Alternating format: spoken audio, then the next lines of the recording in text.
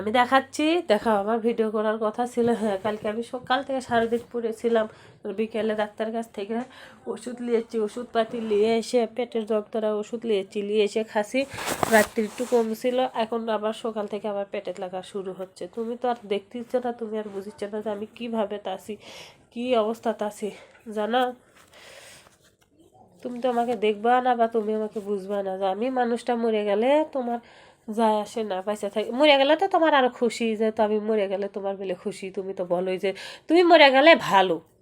তা আমি যদি একবারে সত্যি মরে যাই তাহলে আসলেই তোমার কাছে ভালো। আমি এটা রিল্যাক্স করেছি, বা আমি এটা নিজে নিজে ভাবিছি যে আমি যদি মরে যাই তাহলে অবশ্যই তোমার কাছে আমি ভালো হব, তাছাড়া তো না।